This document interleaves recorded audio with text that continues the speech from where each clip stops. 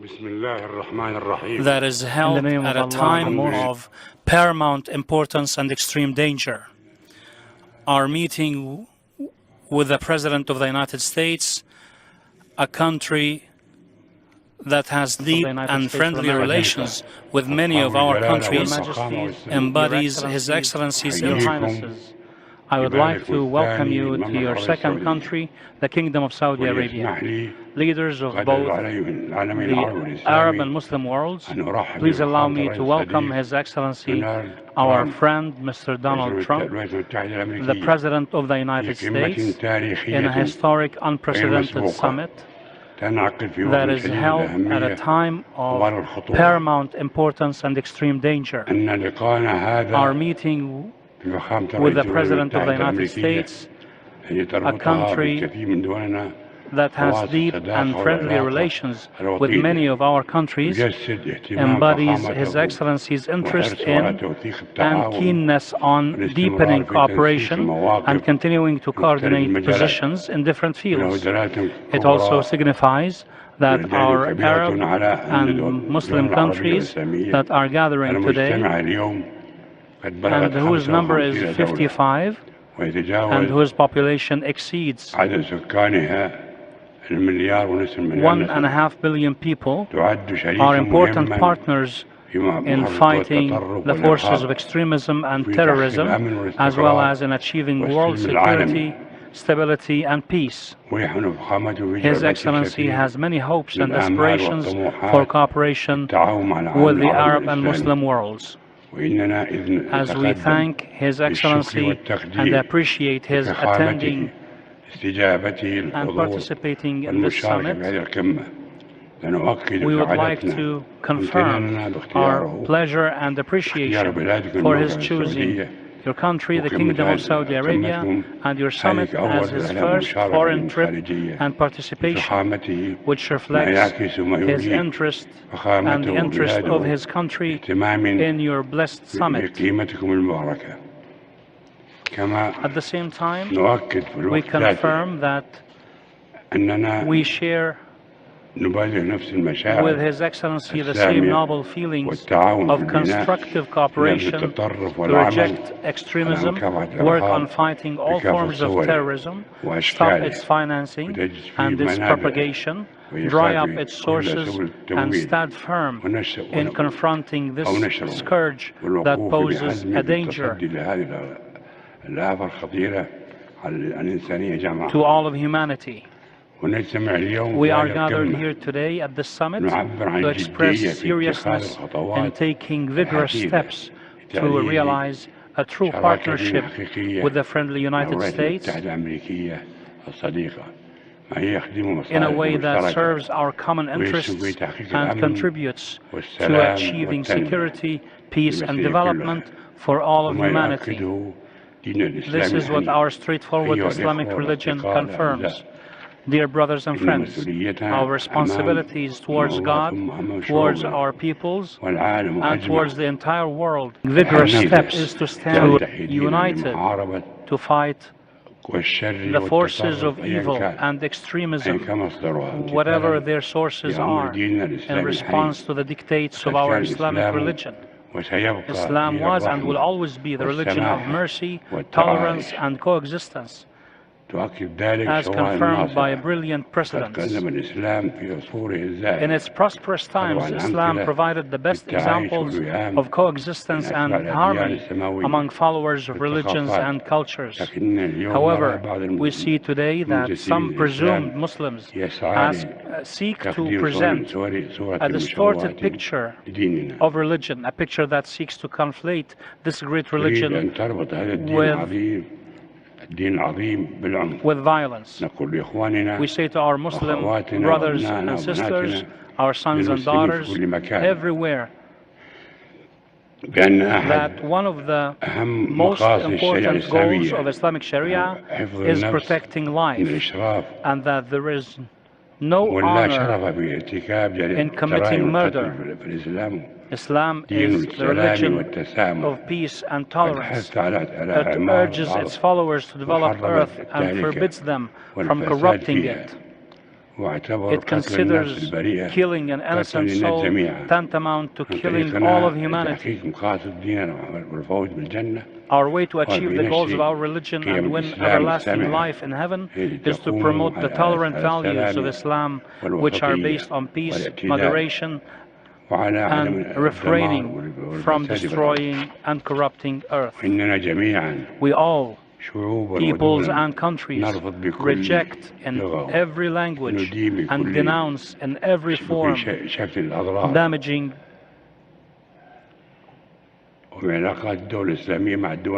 the relations of Muslim countries with friendly countries and profiling peoples and countries on a religious or sectarian basis. These odious acts are the products of attempts to exploit Islam as a cover for political purposes, to flame hatred, extremism, terrorism, and religious and sectarian conflicts, as the Iranian regime and the groups and organizations tied to it do, such as Hezbollah and the Houthis, as well as Daesh, Al-Qaeda, and others. The Iranian regime has been the spearhead of global terrorism since the Khomeini revolution until now. We have been in this country for 300 years and have known no terrorism or extremism until the Khomeini revolution began in 1979. Iran has turned down all good neighborliness initiatives offered by our nations with goodwill. It has responded with expansionist aspirations, criminal practices, and interference in the internal affairs of other countries, thus violating the principles of international law, good neighborliness, and mutual respect and coexistence. The Iranian regime thought that our silence was weakness and our wisdom was retreat until we had enough of its hostile practices and interference, as we witness in Yemen and other countries in the region. As we say this, we assert at the same time our respect and appreciation for the Iranian people. We do not hold people responsible for the actions of their regime. The Kingdom of Saudi Arabia has long suffered from terrorism and has been the target for it because Saudi Arabia is the center of Islam and the Qibla for all Muslims. Terrorist ideology seeks to achieve its fake legitimacy and its spread through targeting the Qibla of all Muslims and the center of their weight. We have succeeded in confronting terrorist actions, foiling many terrorist attempts. We have also helped our brothers and friends around the world to avoid plots targeting their security and stability. Dear brothers and friends, in our continued efforts in confronting terrorism, the GCC states concluded today a historic agreement with the United States of America to adopt strict measures to target financing terrorism by establishing a center in Riyadh to target terrorism financing. We look forward to more countries joining the center in the future, as this agreement will be a model to follow. Will be a model to follow based on our existing efforts in this regard. I confirm on behalf of my brothers, the attending leaders of the Islamic countries, that we will be firm in prosecuting anyone who finances or supports terrorism in any shape or form and bring him to justice. Mr. President, dear brothers and friends, in our continued war on terrorism, we confirm our resolve to eradicate Daesh and other terrorist organizations, regardless of their religion, sect, or ideology. That was the reason we all formed the Islamic Military Alliance to fight terrorism, which was a pioneering step to curb terrorism. Terrorism is a result of extremism. In light of the need to confront terrorism, we declare today launching the Global Center for Combating Extremist Ideology, which aims to disseminate the principles of moderation and tolerance, confront attempts to deceive the young, shield families and societies, and refute the frail claims of terrorists by cooperating with peace-loving nations and international organizations. Dear brothers and friends, achieved بل التنمية المستدامة هي جزء جرعة التحسين الناجح is the successful safeguard. وما تجسد رؤية This is what Saudi Vision 2030 embodies in all its aspects. Keenness on investing in youth, وتمكين المرأة enabling women, وتنويع اقتصاد diversifying the وتطوير economy, التعليم and improving بدون شك أن education. المملكة السعودية The Kingdom of Saudi Arabia وتشجع undoubtedly supports وتوجه and encourages للدول الشقيقة every effort والصديقة by any brotherly or يهدف friendly إلى nation تشجيع that التنمية aims at والسلامة accomplishing في بلدانها. sustainable development in كما their أننا countries. نشدد We emphasize that achieving peace between the Palestinians and the Israelis is a just and crucial demand which requires shared sacrifice and sincere determination for the benefit of all. The international community should intensify its efforts to resolve the Syrian crisis, to achieve the aspirations of the Syrian people, and preserve Syria's unity and sovereignty. Your Majesties, Your Excellencies, Your Highnesses, the hopes and aspirations of our peoples are huge, and our responsibilities to achieve them are great. But your resolve, keenness, and care will enable us to face these duties with will and firmness, and we are committed to development as a strategic goal to confront extremism and terrorism and provide a prosperous life. May God help us achieve the good for our peoples. God bless you.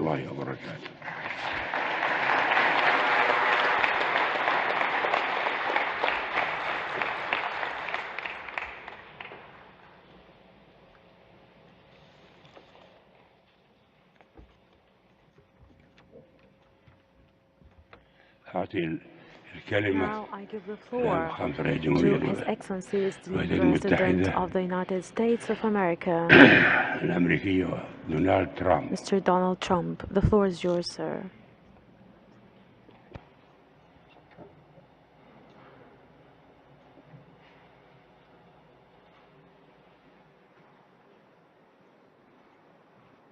Thank you. I would like to thank King Solomon for his extraordinary words and the magnificent Kingdom of Saudi Arabia for hosting today's summit. I am honored to be received by such gracious hosts. I have always heard about the splendor of your country and the kindness of your citizens, but words do not do justice to the grandeur of this remarkable place and the incredible hospitality you have shown us from the moment we arrived. You also hosted me in the treasured home of King Abdul Aziz, the founder of the kingdom, who united your great people. Working alongside of another beloved leader, American President Franklin Roosevelt, King Abdul Aziz began the enduring partnership between our two countries.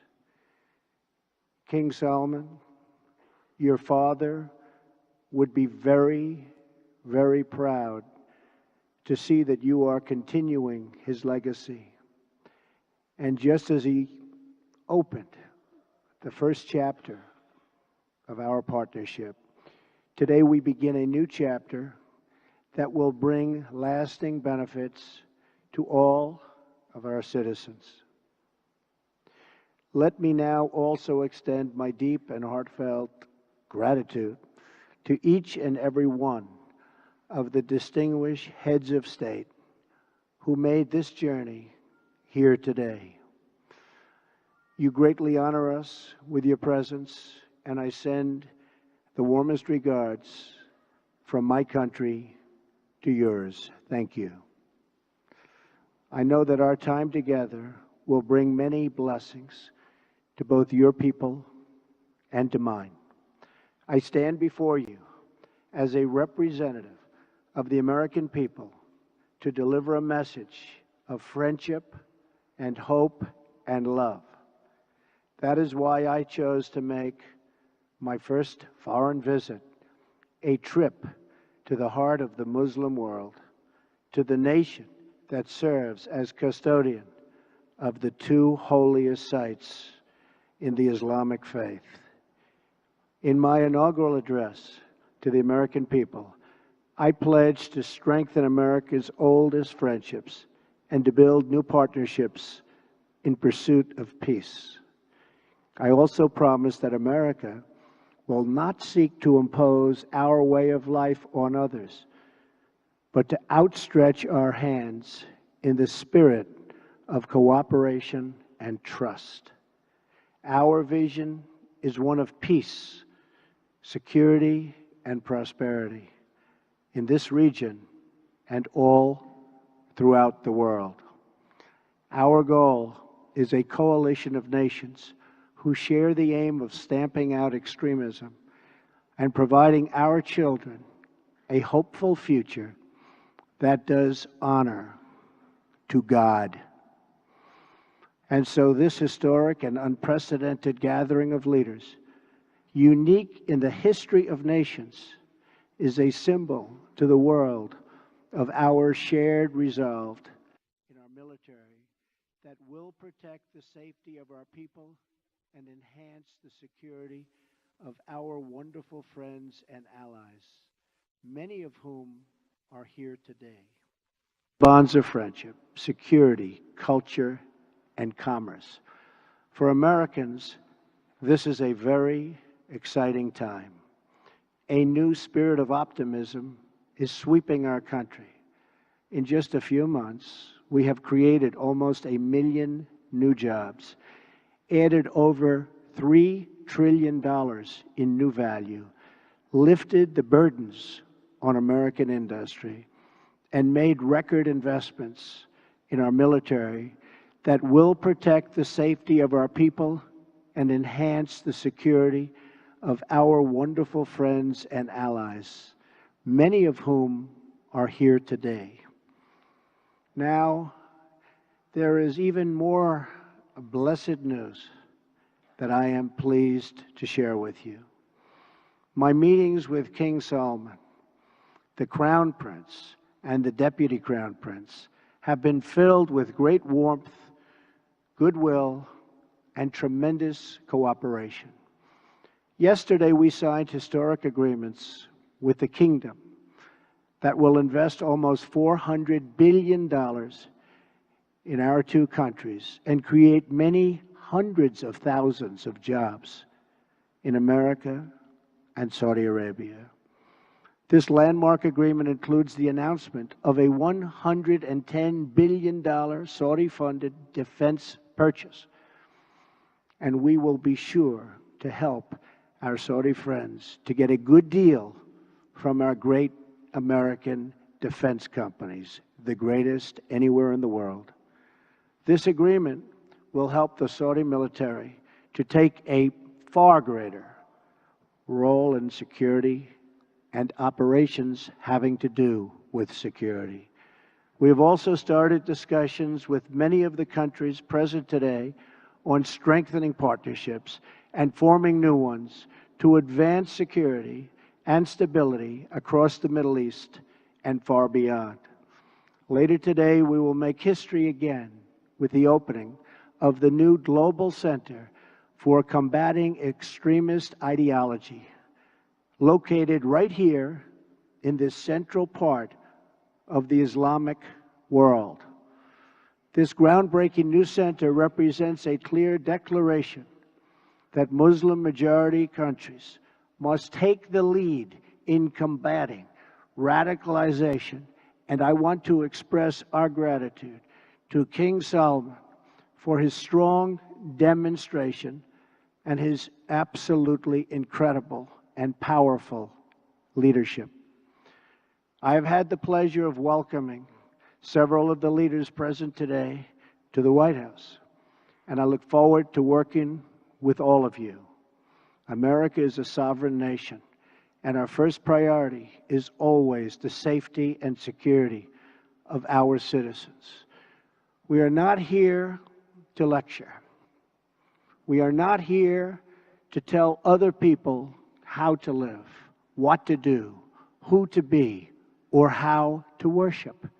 Instead, we are here to offer partnership based on shared interests and values to pursue a better future السعي إلى مستقبل أفضل لكلنا.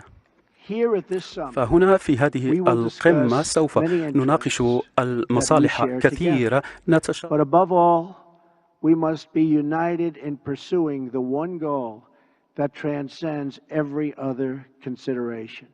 That goal is to meet history's great test, to conquer extremism and vanquish the forces that terrorism brings with it every single time. Young Muslim boys and girls should be able to grow up free from fear, safe from violence, and innocent of hatred. When young Muslim men and women should have the chance to build a new era of prosperity for themselves, it has to be done, and we have to let them do it. With God's help, this summit will mark the beginning of the end for those who practice terror and spread its vile creed. At the same time, we pray this special gathering may someday be remembered as the beginning of peace in the Middle East, and maybe even all over the world. But this future can only be achieved through defeating terrorism and the ideology that drives it. Few nations have been spared the violent reach of terrorism. America has suffered repeated barbaric attacks, from the atrocities of September 11th to the devastation of the Boston bombings to the horrible killings in San Bernardino and Orlando. The nations of Europe have also endured unspeakable horror. So too have the nations of Africa and South America. India, Russia, China, and Australia have all been victims. But in sheer numbers, the deadliest toll has been exacted on the innocent people of Arab, Muslim, and Middle Eastern nations. They have borne the brunt of the killings and the worst of the destruction in this wave of fanatical violence. Some estimates hold that more than 95% of the victims of terrorism are themselves Muslim. We now face a humanitarian and security disaster in this region that is spreading across the planet. It is a tragedy of epic proportions. No description of the suffering and depravity can begin to capture its full measure. The true control of ISIS, if you look at what's happening, Al-Qaeda, Hezbollah, Hamas, and so many others, must be counted not only in the number of dead, it also must be counted in generations of vanished dreams. The Middle East is rich with natural beauty, vibrant cultures, and massive amounts of historic treasures. It should increasingly become one of the great global centers of commerce and opportunity. This region should not be a place from which refugees flee, but to which newcomers flock. Saudi Arabia is home to the holiest sites in one of the world's great faiths. Each year, millions of Muslims come from around the world to Saudi Arabia to take part in the Hajj. In addition to ancient wonders, this country is also home to modern ones, including soaring achievements in architecture. Egypt was a thriving center of learning and achievement thousands of years before other parts of the world. The wonders of Giza, Luxor, and Alexandria are proud monuments to that ancient heritage. All over the world, people dream of walking through the ruins of Petra in Jordan. Iraq was the cradle of civilization and is a land of natural beauty. And the United Arab Emirates has reached incredible heights with glass and steel and turned earth and water into spectacular works of art. The entire region is at the center of the key shipping lanes of the Suez Canal, the Red Sea, and the Straits of Hormuz. The potential of this region has never, ever been greater. 65% of its population is under the age of 30. Like all young men and women, they seek great futures to build, great national projects to join, and a place for their families to call home. But this untapped potential, this tremendous cause of optimism, is held at bay by bloodshed and terror. There can be no coexistence with this violence. There can be no tolerating it, no accepting it, no excusing it, and no ignoring it. Every time a terrorist murders an innocent person and falsely invokes the name of God, it should be an insult to every person of faith. Terrorists do not worship God, they worship death. If we do not act against this organized terror, then we know what will happen and what will be the end result. Terrorism's devastation of life will continue to spread. Peaceful societies will become engulfed by violence, and the futures of many generations will be sadly squandered. If we do not stand in uniform condemnation of this killing, then not only will we be judged by our people, not only will we be judged by history, but we will be judged by God. This is not a battle between different faiths, different sects, or different civilizations. This is a battle between barbaric criminals who seek to obliterate human life and decent people, all in the name of religion. People that want to protect life and want to protect their religion. This is a battle between good and evil. When we see the scenes of destruction in the wake of terror, we see no signs that those murdered were Jewish or Christian, Shia or Sunni. When we look upon the strains of innocent blood soaked into the ancient ground, we cannot see the faith or sect or tribe of the victims. We see only that they were children of God whose deaths are an insult to all that is holy. But we can only overcome this evil if the forces of good are united and strong, and if everyone in this room does their fair share and fulfills their part of the burden. Terrorism has spread all across the world, but the path to peace begins right here on this ancient soil in this sacred land. America is prepared to stand with you in pursuit of shared interests and common security. But the nations of the Middle East cannot wait for American power to crush this enemy for them. The nations of the Middle East will have to decide what kind of future they want for themselves, for their country, and frankly, for their families and for their children. It's a choice between two futures, and it is a choice America cannot make for you. A better future is only possible if your nations drive out the terrorists and drive out the extremists. Drive them out. Drive them out of your places of worship. Drive them out of your communities. Drive them out of your holy land. And drive them out of this earth. For our part, America is committed to adjusting our strategies to meet evolving threats and new facts. We will discard those strategies that have not worked and will apply new approaches informed by experience, talent, and judgment.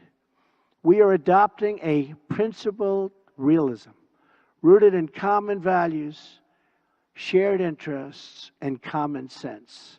Our friends will never question our support, and our enemies will never doubt our determination. Our partnerships will advance security through stability, not through radical disruption. We will make decisions based on real-world outcomes, not inflexible ideology. We will be guided by the lessons of experience, not the confines of rigid thinking. And wherever possible, we will seek gradual reforms, not sudden intervention. We must seek partners, not perfection, and to make allies of all who share our goals. Above all, America seeks peace, not war. Muslim nations must be willing to take on the burden if we are going to defeat terrorism and send its wicked ideology into oblivion. The first task in this joint effort is for your nations to deny all territory to the foot soldiers of evil. Every country in the region has an absolute duty to ensure that terrorists find no sanctuary on their soil. Many are already making significant contributions to regional security. Jordanian pilots are crucial partners against ISIS in Syria and Iraq. Saudi Arabia and a regional coalition have taken strong action against Houthi militants in Yemen. The Lebanese army is hunting ISIS operatives who try to infiltrate their territory.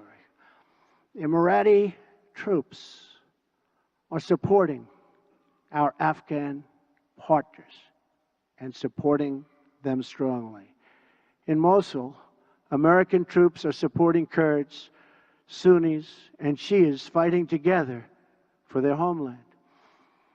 Qatar, which hosts the U.S. Central Command, is a crucial strategic partner.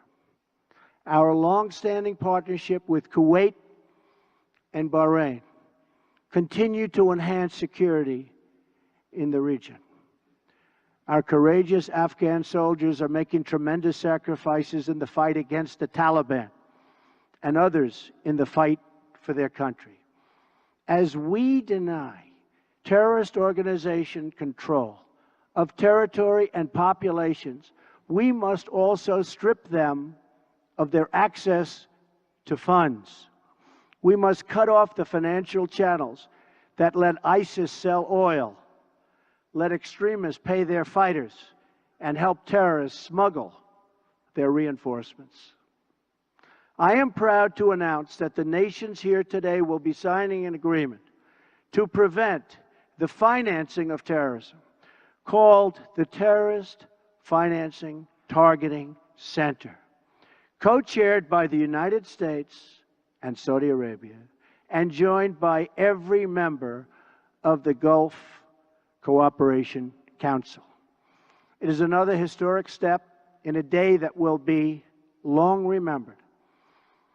I also applaud the Gulf Cooperation Council for blocking funders from using their countries as a financial base for terror, and for designating Hezbollah as a terrorist organization, which they certainly are, last year.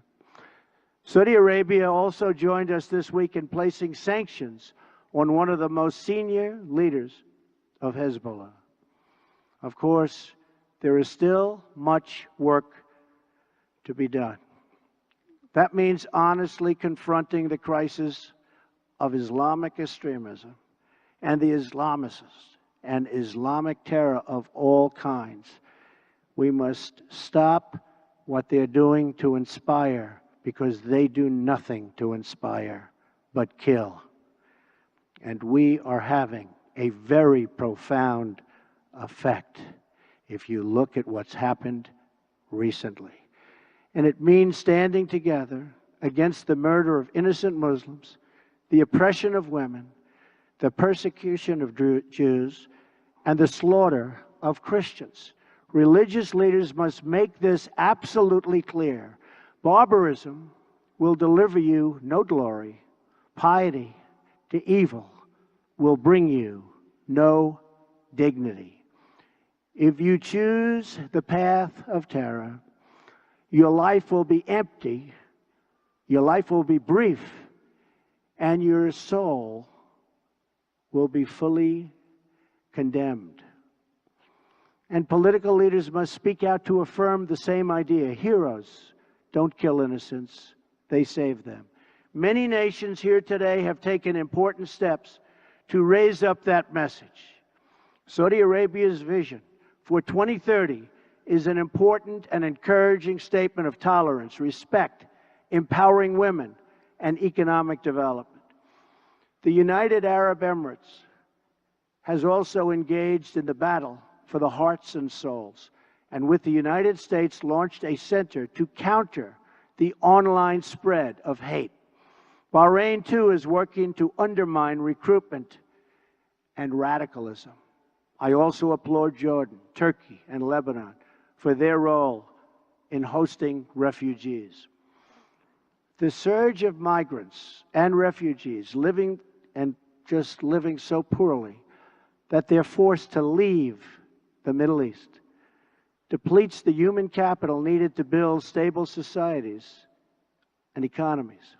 Instead of depriving this region of so much human potential, Middle Eastern countries can give young people hope for a brighter future in their home nations and regions. That means promoting the aspirations and dreams of all citizens who seek a better life, including women, children, and the followers of all faiths.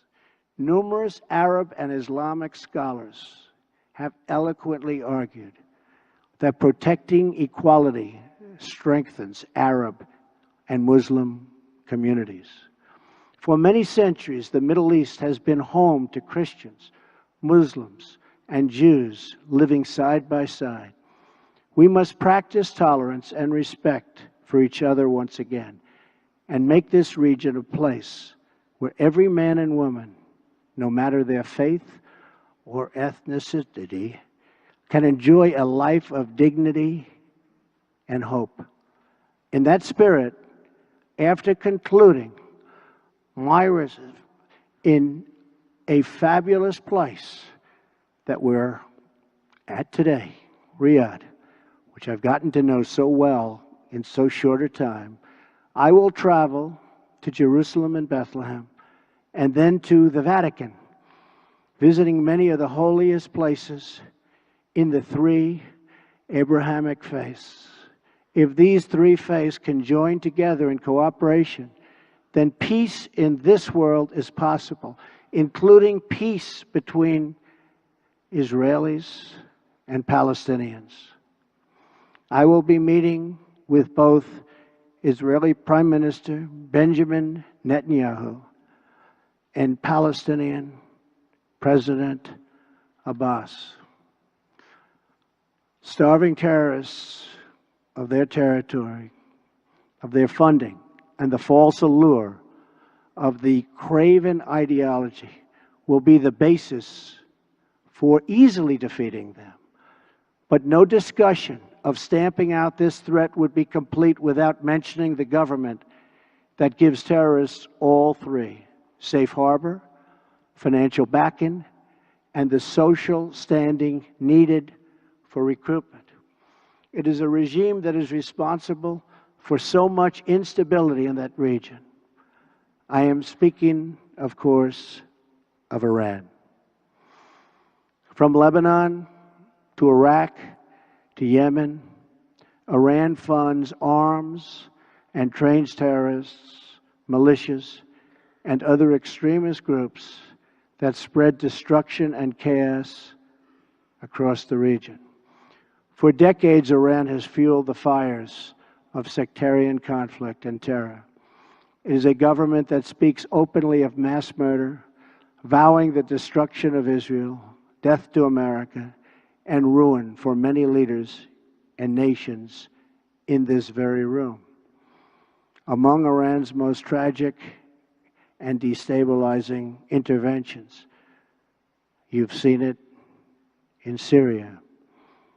Bolstered by Iran, Assad has committed unspeakable crimes, and the United States has taken firm action in response to the use of banned chemical weapons by the Assad regime, launching 59 missiles at the Syrian airbase from where that murderous attack originated.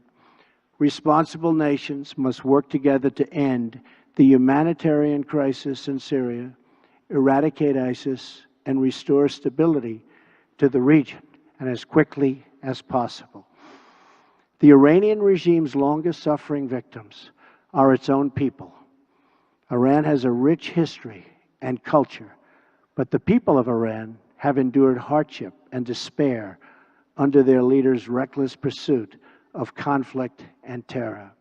Until the Iranian regime is willing to be a partner for peace, all nations of conscience must work together to isolate Iran, deny it, funding for terrorism, cannot do it, and pray for the day when the Iranian people have the just and righteous government they so richly deserve.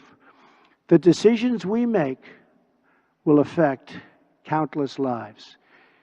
King Solomon, I thank you for the creation of this great moment in history and for your massive investments in America and its industries and its jobs. I also thank you for investing in the future of this part of the world. The fertile region, and it is so fertile, has all of the ingredients for extraordinary success: a rich history and culture, a young and vibrant people, a thriving spirit of enterprise. But you can only unlock this future if the citizens of the Middle East are freed from extremism, terror, and violence. We in this room are the leaders of our peoples. They look to us for answers and for action.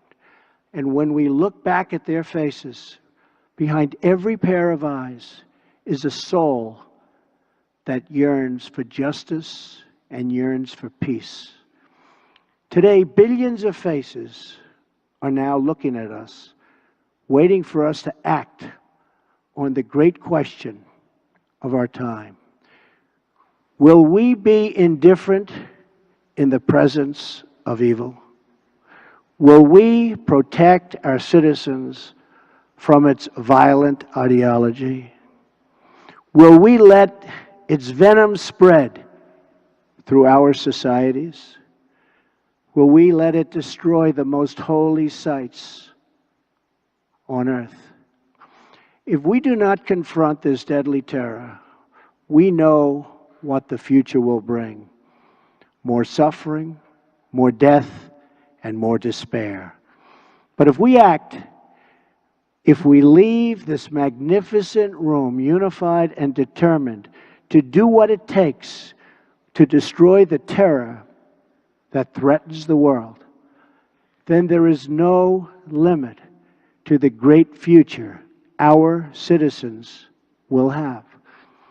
The birthplace of civilization is waiting to begin a new renaissance.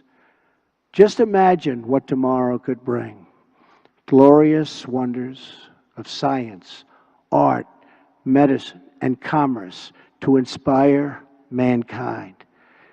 Great cities built on the ruins of shattered towns. New jobs and industries that will lift up millions and millions of people.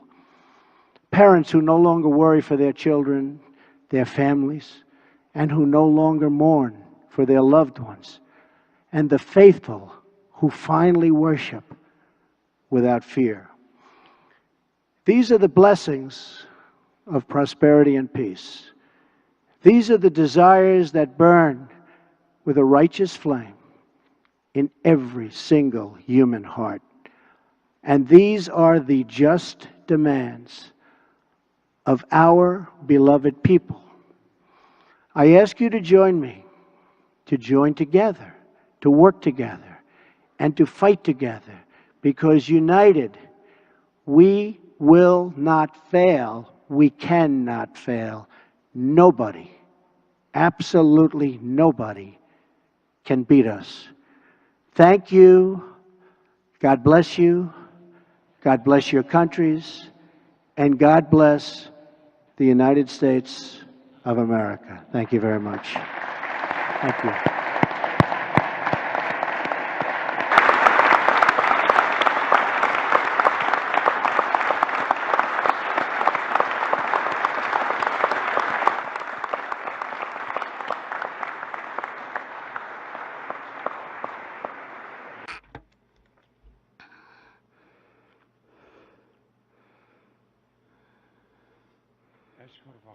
I would like to thank Your Excellency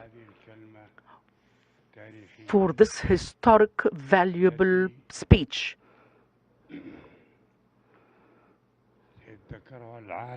that the whole world would remember.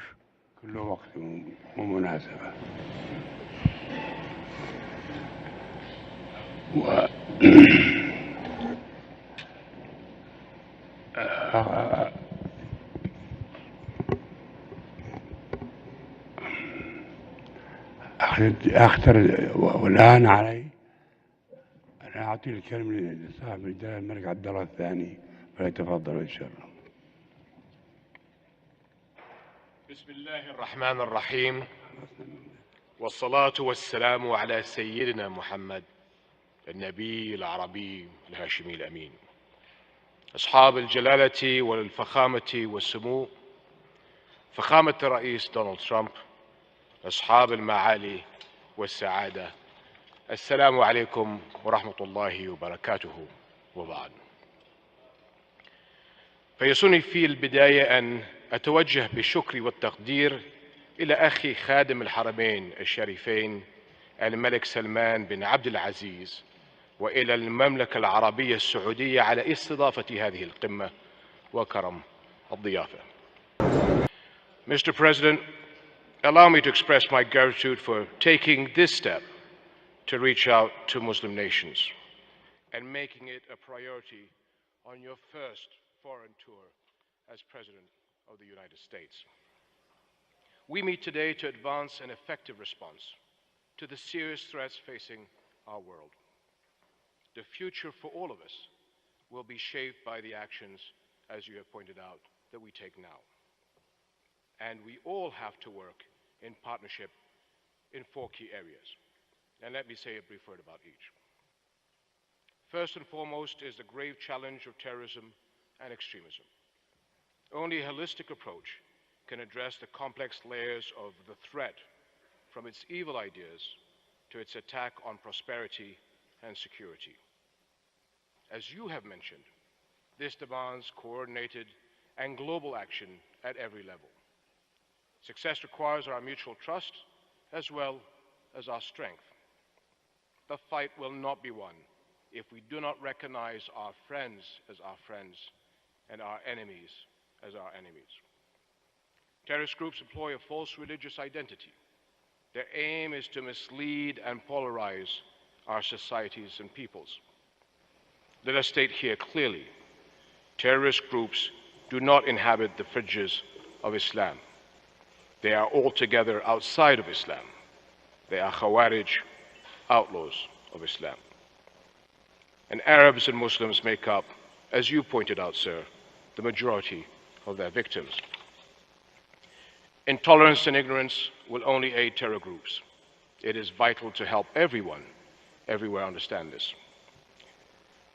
Mr. President, a second and equally vital challenge is a just and comprehensive settlement of the Palestinian cause based on the two-state solution and the Arab Peace Initiative. This can bring an end to the Palestinian-Israeli conflict and guarantees peace for all, Israelis, Arabs, and Muslims. No injustice has spread more bitter fruit than the absence of a Palestinian state. This is the core issue for our region, and it has driven radicalism and instability beyond our region and into the Muslim world. The international community has a direct interest in a just peace. The Arab and Muslim world has offered its